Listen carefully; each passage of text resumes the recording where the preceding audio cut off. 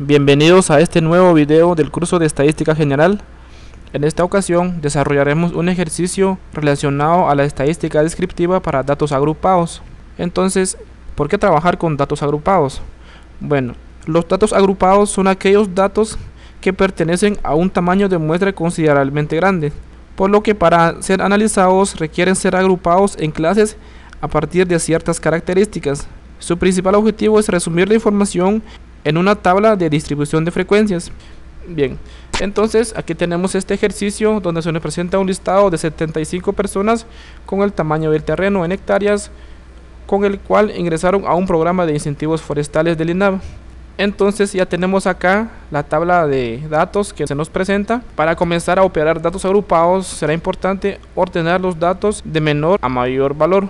Observemos acá que ya está ordenado de forma creciente. Los valores más bajos están de este lado, están ordenados en filas y columnas hasta llegar al valor más alto, que es 0.697. Bien, entonces, como hemos hablado, estos van a ser agrupados en clases. Por lo tanto, inicialmente debemos determinar el número de clases denotado por la letra K. Utilizaremos esta fórmula que tenemos en pantalla, que es 1 más 3.32 logaritmo base 10 del tamaño de la muestra, representado por la letra n. Como observamos, tenemos acá 75 valores. Entonces el número de clases quedaría de la siguiente manera: estaríamos agrupando este conjunto de datos en 7.23 clases. Sin embargo, no podríamos trabajar con valores decimales, ya que si dejamos estas clases en el inmediato inferior, entonces habrían valores que no tendrían alguna clase asignada. Por lo tanto, vamos a crear en este caso 8 clases para que todos los valores tengan una clase correspondiente. Bien, entonces vamos a comenzar a crear nuestra tabla de distribución de frecuencias. Comenzamos creando una columna que contenga las clases, que va de 1 a 8. Entonces ya tenemos nuestras clases asignadas y será necesario encontrar el rango de nuestros datos. De la misma manera que se calcula para datos sin agrupar, se calcula también el rango para datos agrupados. Para obtener el intervalo de clase, vamos a tener que dividir el valor del rango entre el número de clases, que es 8, como calculamos anteriormente. Con esto obtenemos que el intervalo de clases es de 0.082. Entonces cada clase va a tener un límite inferior y un límite superior. Vamos a comenzar a asignar el límite inferior para la clase 1, que estaría dado por el valor más bajo, que es 0.044, y el límite superior estaría dado por la sumatoria de el valor más bajo, 0.044, sumado el valor del intervalo de clases, que es de 0.082. Entonces el límite superior de la clase 1 sería 0.126. Colocamos un paréntesis. Esto significa que los valores de la clase van a estar dados a partir de valores iguales o mayores que 0.044 hasta valores menores que 0.126, y el límite inferior de la siguiente clase va a estar dado por el límite superior de la clase anterior. En este caso, entonces, el límite inferior de la clase 2 sería 0.126, y nuevamente calculamos el valor del límite superior de la clase 2, que estaría dado por 0.126 más el valor del intervalo de clases.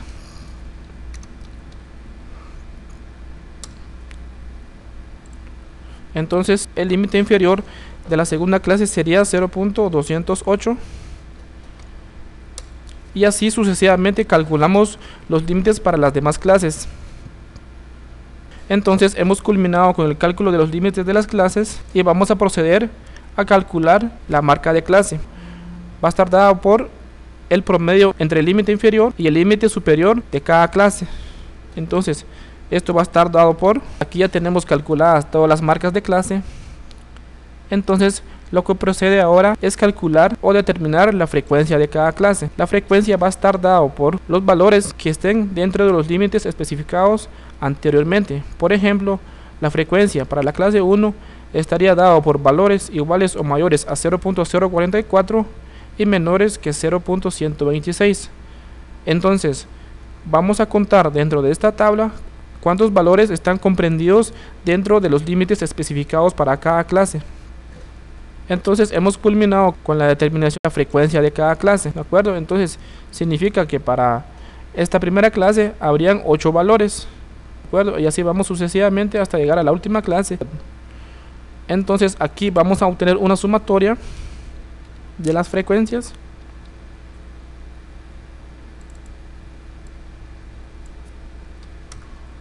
Tenemos un total de 75 datos. La frecuencia relativa va a estar dada por el cociente entre la frecuencia de cada clase y el total de observaciones. Entonces, la frecuencia relativa para la primera clase sería el valor de su frecuencia dividido el total de observaciones. Y así sucesivamente vamos con todas las clases. Para comprobar que hemos hecho bien los cálculos, esta sumatoria debe dar 1. Vamos a comprobar entonces.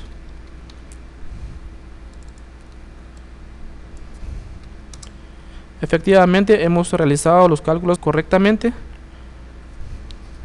Ahora vamos a realizar el cálculo de las frecuencias acumuladas. Van a estar dados por la sumatoria de las frecuencias de cada clase, como se muestra a continuación. La frecuencia acumulada para la clase 1 sería la misma frecuencia, y la frecuencia acumulada para la siguiente clase sería la sumatoria entre la frecuencia acumulada de la clase anterior más la frecuencia de la clase donde estamos calculando la frecuencia acumulada. Entonces esto sería 8 más 5. Listo. Tenemos entonces la frecuencia acumulada para esta clase y procederemos a calcular para la siguiente clase. Nuevamente tomamos el valor de la frecuencia acumulada de la clase anterior más la frecuencia de la clase que estamos calculando, la frecuencia acumulada, y así sucesivamente hasta completar todas las clases. De acuerdo, entonces hemos culminado con el cálculo de las frecuencias acumuladas para cada clase. Para determinar que hemos realizado los cálculos correctamente, debemos fijarnos que el último valor sea igual al valor del número de observaciones. Entonces, como hemos indicado, tenemos un total de 75 observaciones dentro de este conjunto de datos. Entonces la frecuencia acumulada de la última clase sí coincide con ese valor. Por lo tanto, entonces vamos a seguir con la construcción de nuestra tabla de distribución de frecuencias. Bien, ahora vamos a hacer el mismo procedimiento, pero ahora vamos a calcular las frecuencias relativas acumuladas. Bien, entonces nuevamente la frecuencia relativa para la primera clase sería el mismo valor de su frecuencia relativa. De acuerdo, entonces la frecuencia relativa acumulada para la siguiente clase estaría dada por el valor de la frecuencia acumulada de la clase anterior más el valor de la frecuencia relativa de la clase donde estamos calculando la frecuencia relativa acumulada. De acuerdo, y así sucesivamente obtenemos los demás valores. Hemos culminado entonces con el cálculo de la columna de las frecuencias relativas, y para corroborar que todos los cálculos están correctos, debemos fijarnos nuevamente en el último valor, y esto tiene que ser 1. De acuerdo, entonces observamos acá que obtenemos un valor de 1, por lo tanto los cálculos han sido realizados de forma correcta. Bien, ahora vamos a obtener esta columna de la multiplicación entre las marcas de clase y las frecuencias. Entonces multiplicamos la marca de clase por la frecuencia de la misma clase, y así sucesivamente hasta completar con todos los valores de esta columna. Listo, entonces hemos culminado con este cálculo, y ahora vamos a proceder a obtener el valor que se nos indica en esta ecuación, que sería la marca de clase al cuadrado por su respectiva frecuencia. Bien, entonces vamos a proceder a hacer el cálculo, que sería la marca de clase elevado al cuadrado por su frecuencia, y así sucesivamente con los demás valores hasta completar la columna. Hemos completado la tabla de distribución de frecuencias. Sin embargo, es necesario obtener algunas sumatorias, ya que serán importantes para algunos cálculos posteriores, principalmente para las últimas dos columnas.